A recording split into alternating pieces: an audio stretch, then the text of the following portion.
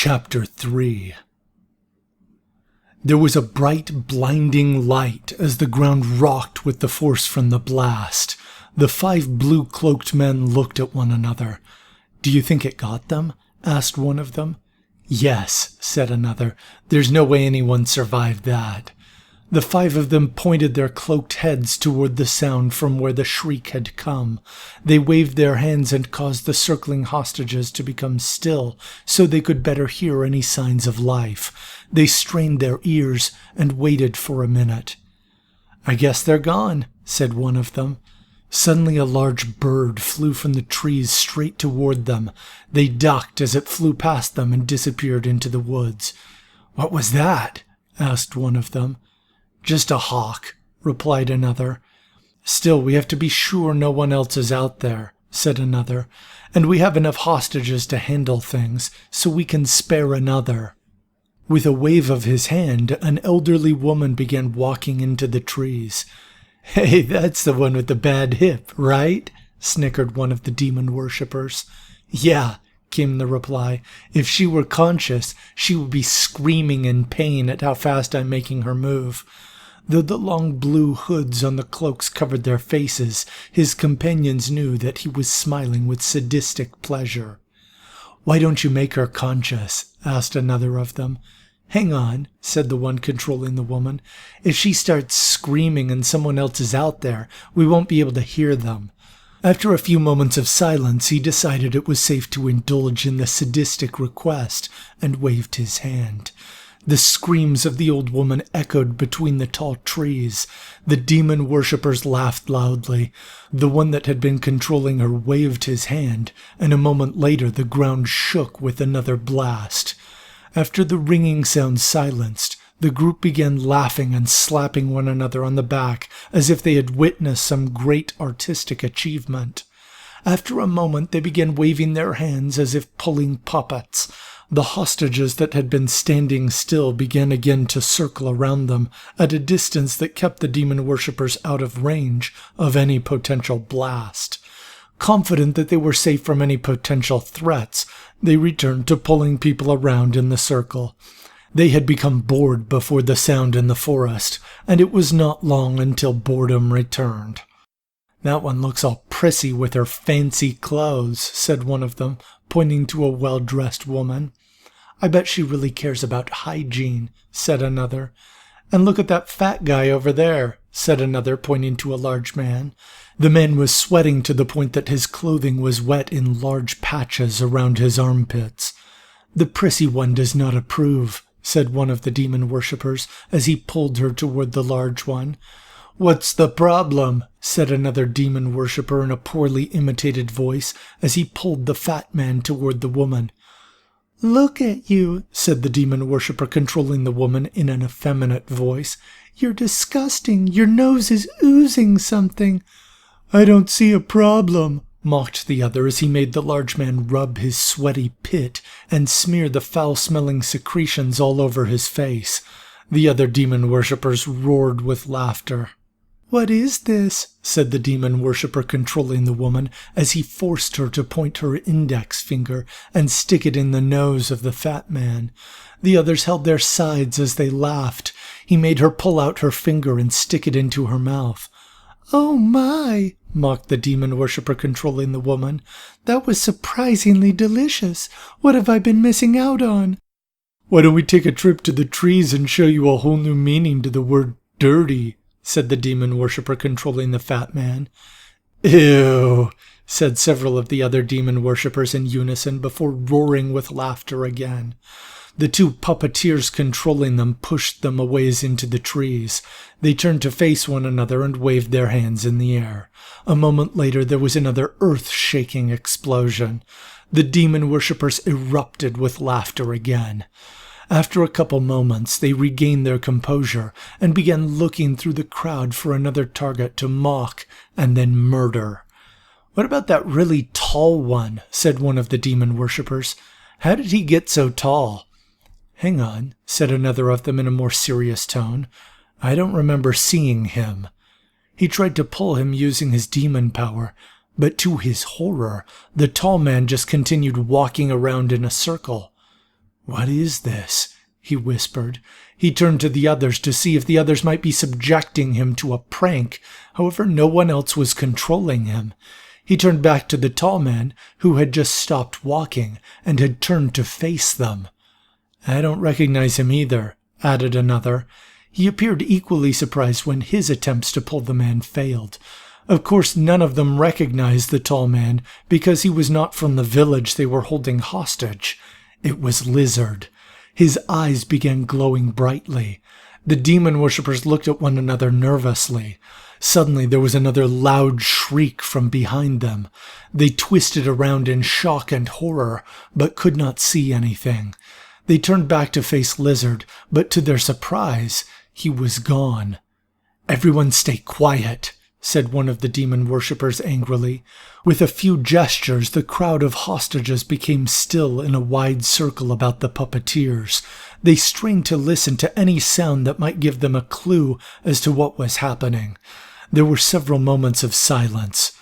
Suddenly, every one of the hostages took a step toward the demon worshippers. They put their hands out to stop them, and the hostages appeared to become still again. "What is this?" asked another of them. "Who did that? It's not funny. We have to keep the explosives away from us." "I didn't do it," said another. "I didn't either," said a third. "Me neither," said the fourth. "One of you has to be lying," said the last. "There's no one else here." "Hang on," said the first. "We know each other. We can't turn against one another." "He's right," said the second. "Someone is doing this to us." "But who even has power to do this?" asked the last.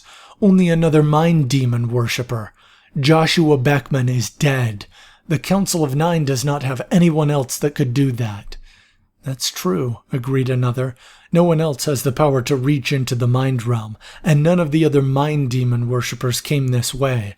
None of them would risk disobeying fine." "So one of us is a traitor?" asked the third. "How can that be? We've been dedicated to the cause all our lives."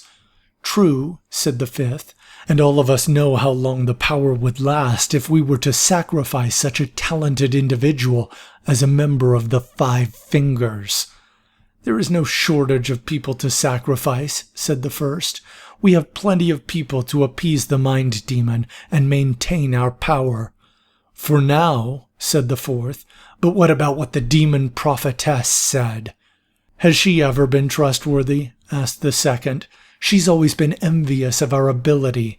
She's trying to pull our strings." "But if she was telling the truth," said the fourth, "if William Fine becomes the puppet of the archdemon, then what will become of us? He has the original demon key.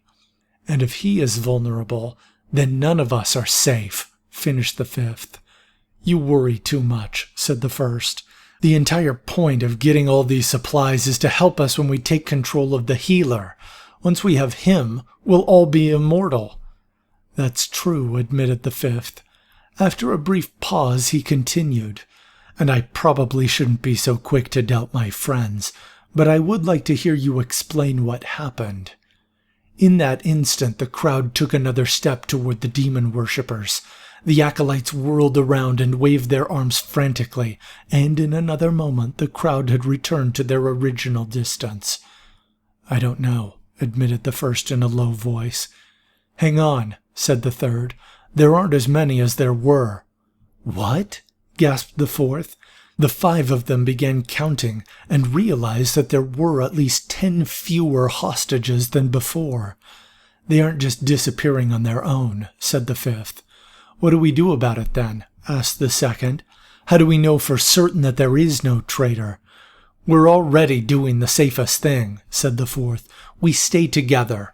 No one of us can overpower the other 4, even if the hostages all disappeared." "Unless they were being helped on the outside," said the fifth. "Then removing our defenses would open us up to external pressure." "So what do we do about it?" asked the second again. "We can't just move. That would make us more vulnerable to attack." "But we'll have to move to get the supplies," said the first. "Maybe we just take what we have now."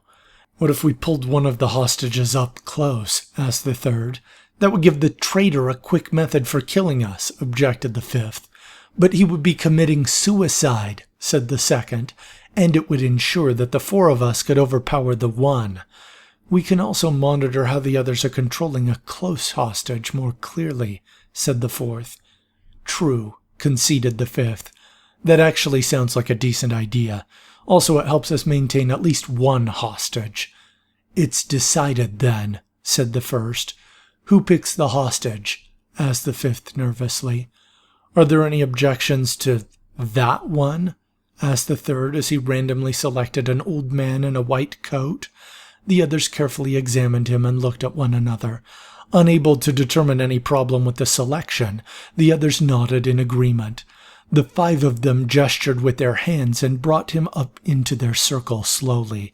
They carefully watched his movements as they shared control of the man. Each step made the demon worshippers more nervous. They looked at one another suspiciously. Finally, after several moments, he had arrived at a position in the middle of them all. Keep in mind, said the fifth, if anyone runs, it must be to distance themselves from the bomb, and they are the traitor. The others nodded in agreement. After an hour of cautiously waiting and watching, the tension had seemed to subside. It seemed that if there were a traitor, they would not be exposing themselves. Suddenly another shriek echoed from the trees. They spun around and found Row 82 standing alone. Who? What? That's not a normal human, said one of the demon worshippers. The group was nervous to try to take control of him because they worried about losing sight of the hostage in the middle. Who are you? Demanded one of them in exasperation. He opened his mouth and shrieked again. The noise was painful enough that the demon worshippers covered their ears to protect themselves. Finally, one of them grabbed control of Row 82 and forced him to stop. Thank you, said another of them. They quickly looked to their hostage and were relieved to find that he had not moved. They looked outside the circle and realized that every other hostage was gone. What is this? Demanded another. That is the wrong question, said Row 82. The demon worshippers jumped with surprise. You're not supposed to be able to talk freely, said the one controlling him. Many things happen here that are not supposed to happen, said Row 82. You should have asked where this is. Fine, said another demon worshipper. Where is this?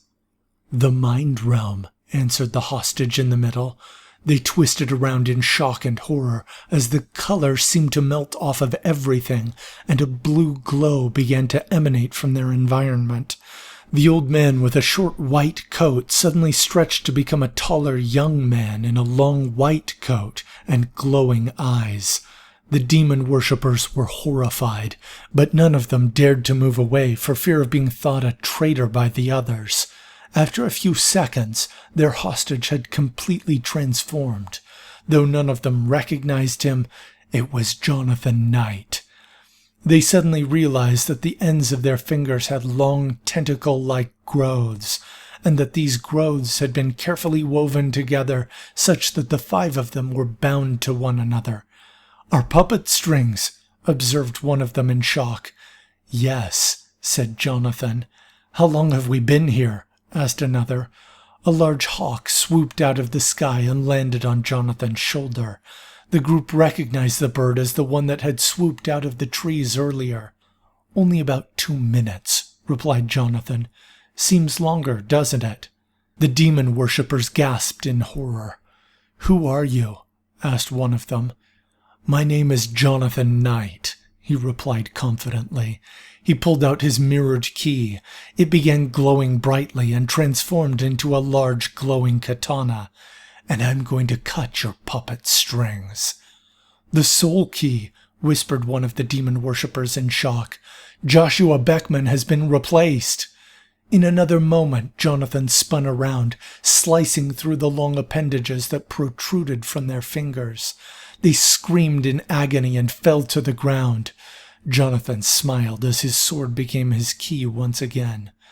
Thanks for your help, Sam, he said. The hawk shrieked as if to say, "You're welcome," and then flew up into the sky. The blue environment melted away, and Jonathan found himself standing in front of the 5 unconscious demon worshippers. Their black keys had turned to ash on their blue cloaks. "Did we lose anyone?" asked Jonathan. "Are you serious?" asked Lizard with air quotes and a smile. "I must confess," said Row 82, "I did not think it would be possible to save all of the lives of these individuals. I guess it was a bit close with the one that rushed us after you shrieked," said Lizard. "You cut through the explosive packed vest, pulled it off of the hostage, and teleported it to a safe distance," said Row 82, recalling each event as he perceived it. He turned to Jonathan as he continued. "But what made the demon worshippers suddenly freeze up? What did they see? I could not perceive it." "It took some time, but I was able to convince them that they had a traitor among them," said Jonathan. "After experiencing that myself, I could think of no more paralyzing fear." Row 82 tilted his head in confusion. "Odd," he said. "Augments are taught to assume that we will be betrayed. I don't find that very paralyzing at all." Lizard and Jonathan looked at one another.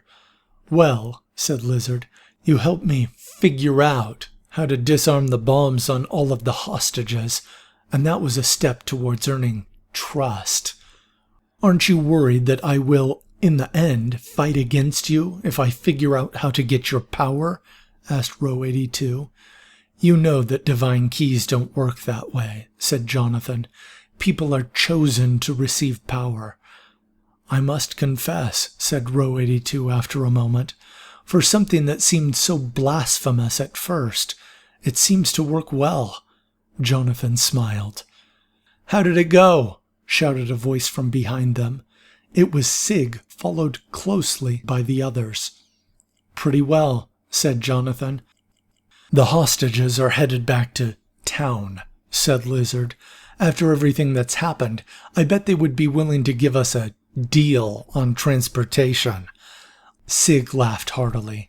A look of relief appeared in the faces of all the others, especially Kirana, as she saw Jonathan was unharmed. Stephanie appeared equally relieved, even considering Jonathan's feelings for Kirana. Jennifer looked relieved to stop for a break. In spite of himself, Row 82 smiled. For the first time in his life, in that moment, he felt the bond of friendship.